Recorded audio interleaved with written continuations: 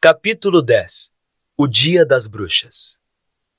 Draco não conseguiu acreditar em seus olhos quando viu que Harry e Rony continuavam em Hogwarts no dia seguinte, parecendo cansados, mas absolutamente felizes. De fato, na manhã seguinte, Harry e Rony começaram a achar que o encontro com o cachorro de 3 cabeças fora uma excelente aventura e estavam prontos para outra. Entre mentes, Harry contou a Rony sobre o pacotinho que parecia ter sido levado de Gringotts para Hogwarts e passaram muito tempo pensando no que poderia precisar de tanta proteção. Ou é uma coisa realmente valiosa ou realmente perigosa, falou Rony. Ou as duas, acrescentou Harry. Mas como só o que sabiam com certeza sobre o misterioso objeto era que media uns 5 centímetros, não tinham muita possibilidade de adivinhar o seu conteúdo sem outras pistas. Nem Neville nem Hermione mostraram o menor interesse pelo que estava sob os pés do cachorro e do alçapão. Neville só estava interessado em quando iria chegar perto do cachorro outra vez. Hermione agora se recusava a falar com Harry e Rony, mas era uma menina tão mandona e metida a saber de tudo que eles encararam sua atitude como um prêmio. Agora só o que realmente queriam era descobrir um jeito de se vingar do Draco, e para sua grande satisfação, a oportunidade chegou pelo correio mais ou menos uma semana depois. Quando as corujas invadiram o salão como de costume, a atenção de todos foi atraída por um longo pacote carregado por 6 corujonas.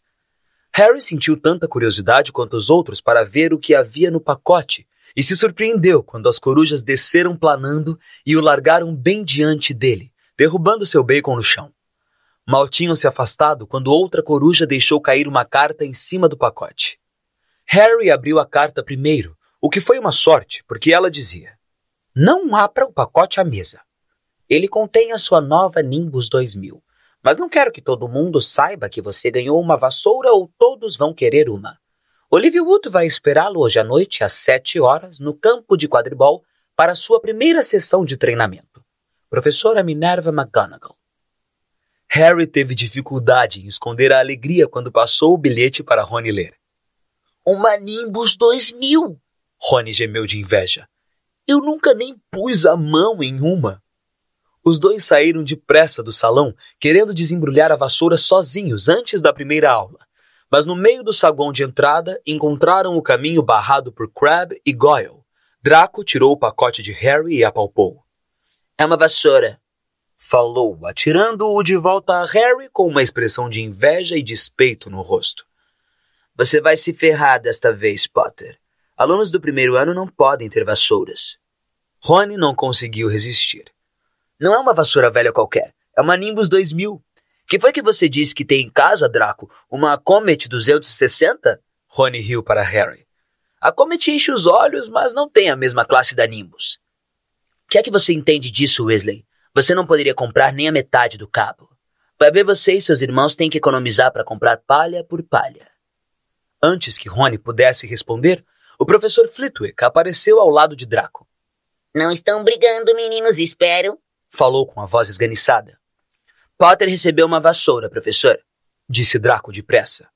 Eu sei, respondeu o professor Flitwick, abrindo um grande sorriso para Harry. A professora Minerva me falou das circunstâncias especiais, Potter. E qual é o modelo? Uma Nimbus 2000, professor, informou Harry, lutando para não rir da expressão horrorizada no rosto de Draco. E para falar a verdade, foi graças ao Draco aqui que ganhei a vassoura, acrescentou. Harry e Rony subiram as escadas sufocando o riso diante da raiva e confusão visíveis de Draco. É verdade, disse Harry, caindo na gargalhada quando chegaram ao alto da escadaria de mármore. Se ele não tivesse roubado o lembral do Neville, eu não estaria no time. Então suponho que você acha que ganhou um prêmio por desobedecer ao regulamento. Ouviu-se uma voz zangada logo atrás deles. Hermione subia com passos decididos à escadaria, olhando com desaprovação para o pacote nas mãos de Harry. Pensei que você não estava falando com a gente, comentou Harry. Continue a não falar, falou Rony. Está fazendo tanto bem a gente. Hermione se afastou com o nariz empinado. Harry teve muita dificuldade em se concentrar nas aulas daquele dia. Seus pensamentos não paravam de vagar até o dormitório onde guardara a vassoura debaixo da cama, ou de se desviarem para o campo de quadribol onde iria aprender a jogar. Jantou depressa à noite, sem ao menos reparar no que estava comendo, e em seguida correu até o quarto com Ronnie para finalmente desembrulhar a Nimbus 2000. Uau! Suspirou Ronnie quando a vassoura apareceu na cama de Harry. Até Harry, que não entendia nada de vassouras e suas diferenças, achou que a Nimbus tinha uma aparência fantástica. Aerodinâmica e reluzente com um cabo de mogno, a vassoura tinha uma longa cauda de palhas limpas e retas e a marca Nimbus 2000, escrita a ouro próximo ao punho. Quando eram quase 7 horas, Harry saiu do castelo e se dirigiu ao campo de quadribol no Lusco-Fusco. Nunca estivera no estádio antes. Havia centenas de lugares em uma arquibancada em volta do campo, de modo que os espectadores viam o que acontecia do alto. Em cada ponta do campo havia 3 balizas douradas com aros no topo. Lembraram a Harry os canudinhos de plástico que as crianças trouxas usavam para soprar bolinhas de sabão, só que tinham mais de 15 metros de altura. Ansioso demais para esperar Olívio sem voar, Harry montou a vassoura e deu um impulso. Que sensação! Ele mergulhou pelas balizas, subiu e desceu pelo campo.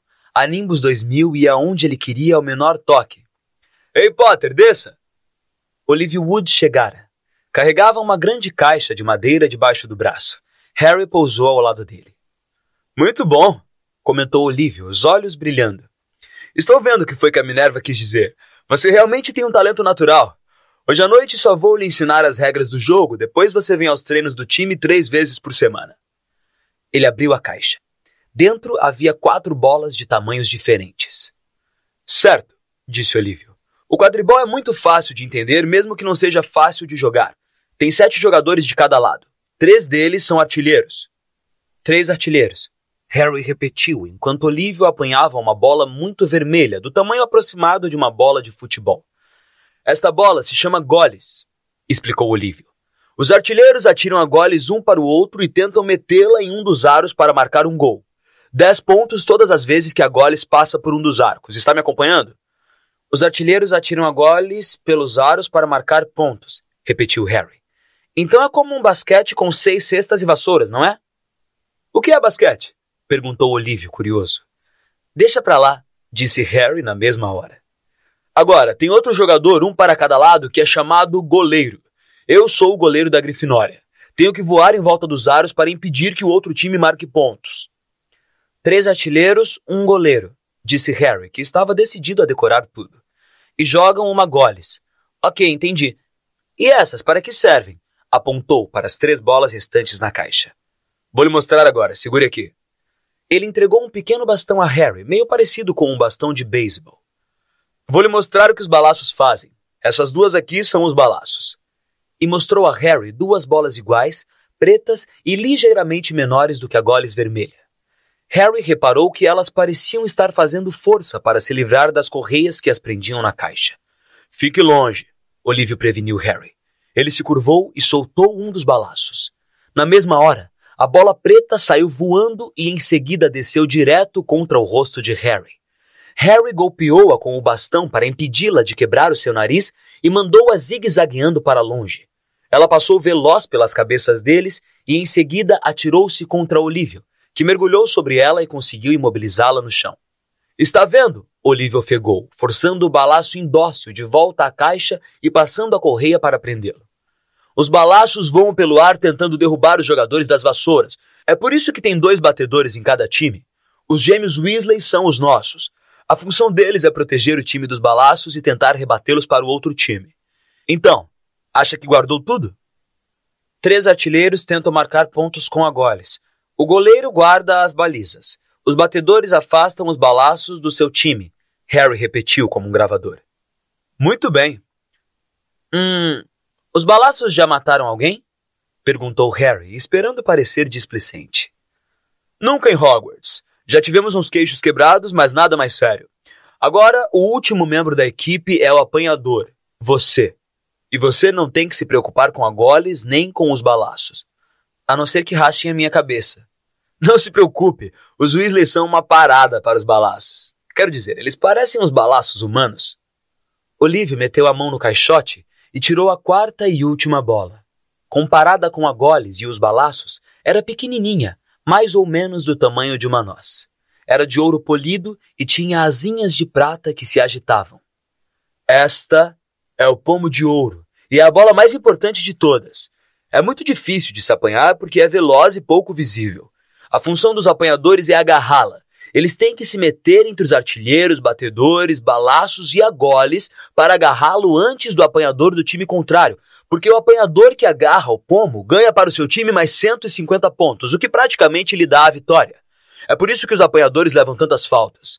Um jogo de quadribol só termina quando o pomo é apanhado, o que pode demorar uma eternidade. Acho que o recorde é 3 meses, e precisaram arranjar substitutos para os jogadores poderem dormir um pouco, explicou Olívio. É isso aí. Alguma pergunta? Harry sacudiu a cabeça. Compreendeu muito bem o que tinha de fazer. Fazer é que ia ser o problema. Não vamos praticar com o pomo, disse Olívio, guardando-o cuidadosamente de volta na caixa. Está escuro demais e poderíamos perdê-lo. Vamos experimentar com outras bolas. E tirou do bolso um saco de bolas comuns de golfe. E alguns minutos depois, ele e Harry estavam no ar. Olívio atirando as bolas com toda a força para todos os lados e Harry apanhando-as. Harry não perdeu nenhuma e Olívio ficou encantado. Passou-se meia hora, a noite chegou e eles não puderam continuar.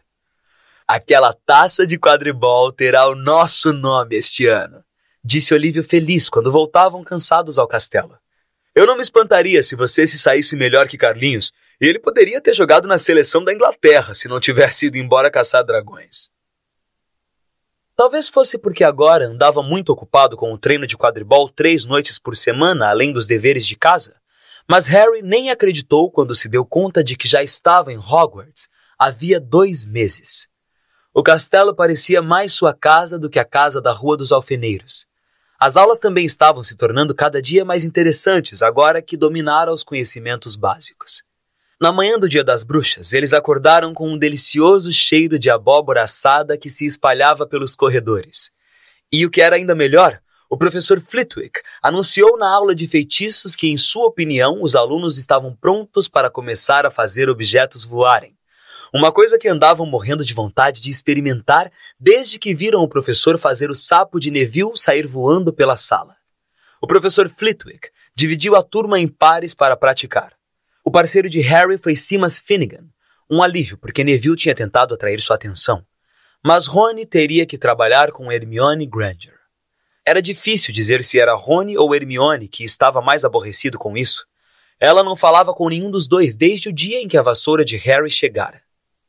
Agora não se esqueçam daquele movimento com o pulso que praticamos, falou esganiçado o professor Flitwick, como sempre empoleirado no alto da pilha de livros. Gira e sacode, lembrem-se, gira e sacode. E digam as palavras mágicas corretamente, é muito importante também. Lembrem-se do bruxo barrufo que disse S em vez de F e quando viu estava no chão com o búfalo em cima do peito. Era muito difícil. Harry e Seamus giraram e sacudiram o pulso, mas a pena que deviam mandar para o alto continuava parada em cima da mesa. Seamus ficou tão impaciente que a empurrou com a varinha e tocou fogo nela. Harry teve que apagar o fogo com o chapéu. Rony, na mesa ao lado, não estava tendo muita sorte. Wingardium Leviosa, ordenou, sacudindo os braços compridos como pás de moinho. Você está dizendo o feitiço errado. Harry ouviu Hermione corrigir aborrecida. É Wingardium Leviosa. O gar é bem pronunciado e longo. Diz você então que é tão sabichona, retrucou Rony. Hermione enrolou as mangas das vestes, bateu a varinha e disse: Wingardium Leviosa. Apenas se ergueu da mesa e pairou a mais de 1 metro acima da cabeça deles. Ah, muito bem! Exclamou o professor Flitwick, batendo palmas. Pessoal, olha aqui, a Hermione Granger conseguiu. Rony estava de muito mau humor na altura em que a aula terminou. Não admira que ninguém suporte ela, disse a Harry quando procuravam chegar ao corredor. Francamente, ela é um pesadelo. Alguém deu um esbarrão em Harry ao passar. Era Hermione. Harry viu seu rosto de relance e ficou assustado ao ver que ela estava chorando.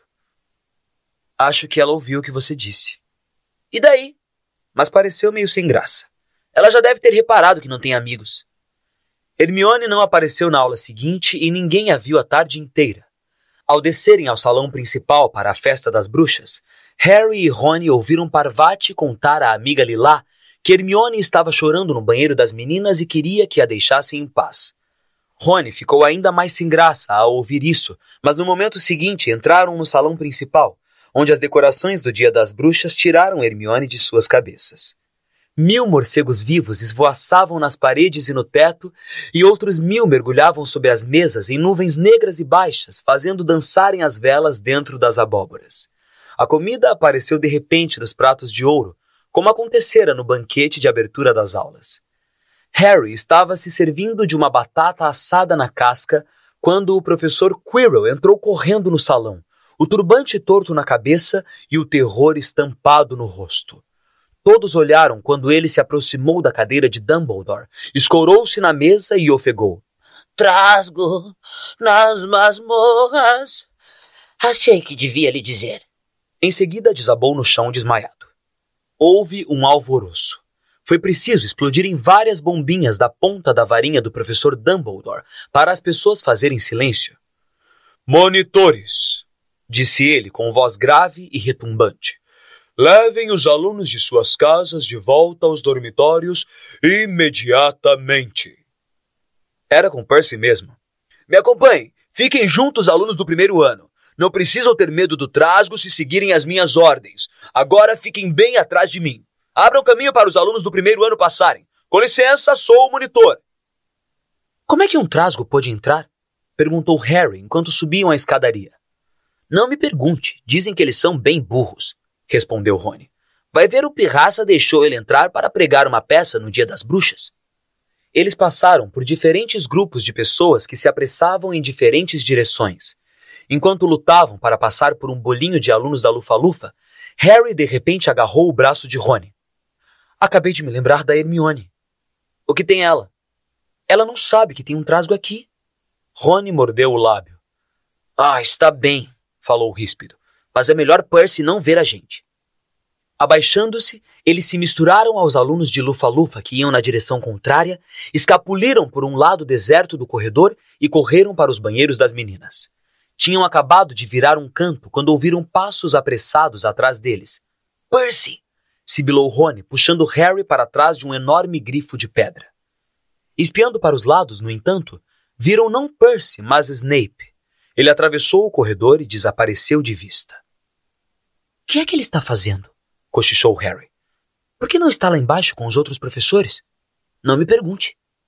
O mais silenciosamente possível, eles se esgueiraram pelo próximo corredor nas pegadas de Snape. Ele está indo para o 3º andar, disse Harry, mas Rony levantou a mão. Você está sentindo um cheiro? Harry fungou e um fedor horrível invadiu suas narinas. Uma mistura de meias velhas e banheiro público que parece que nunca é limpo.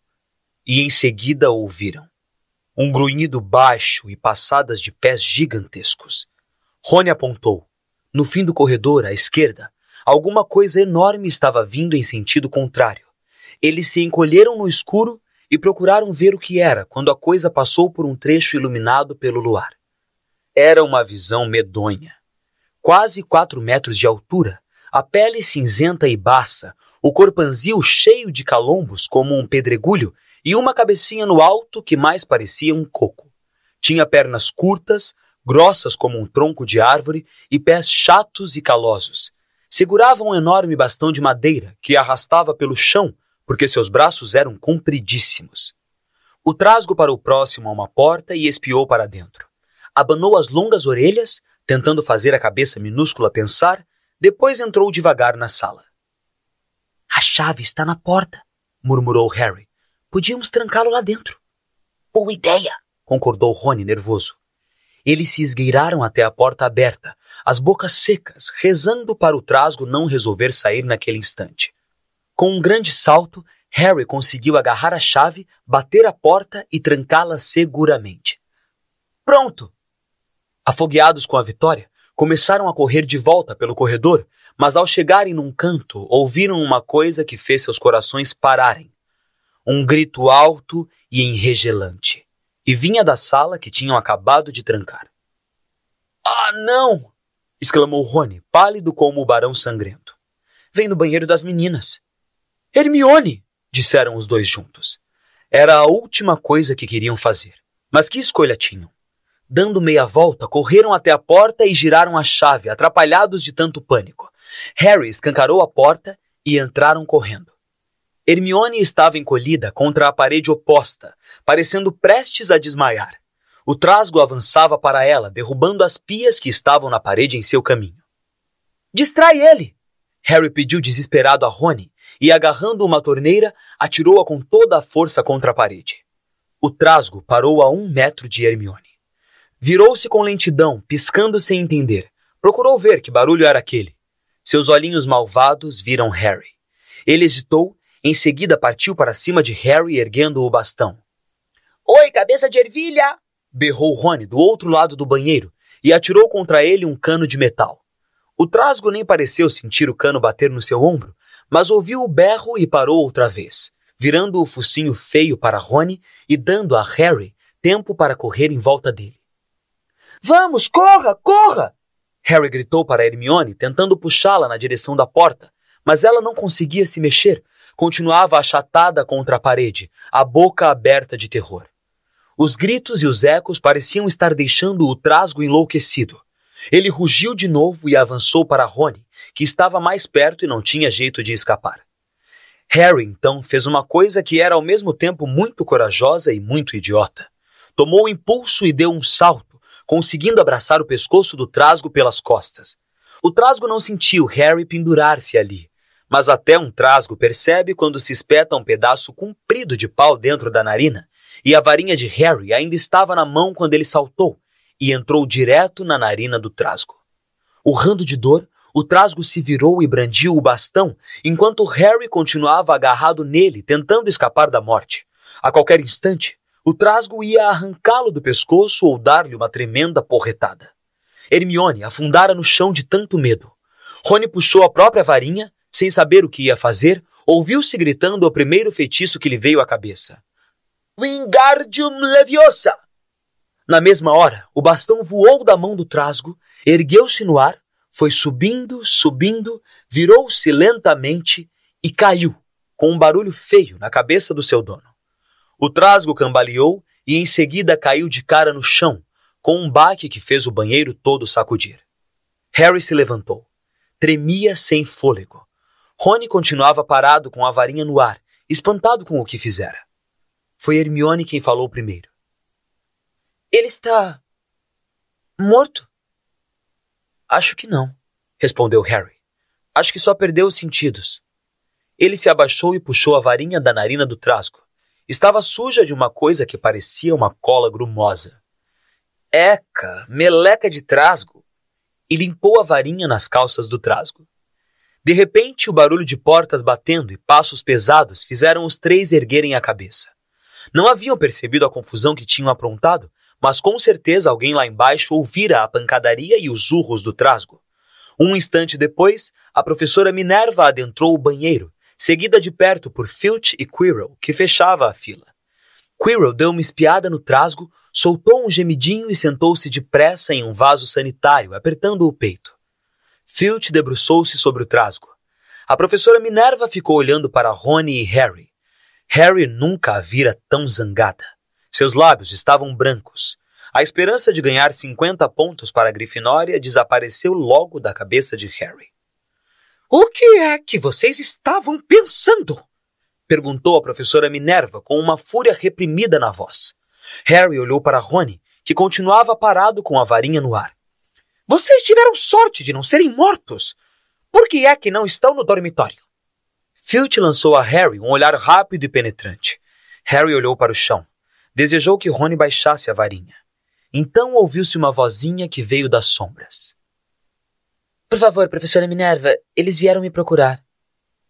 "Senhorita Granger?" Hermione conseguira finalmente se levantar.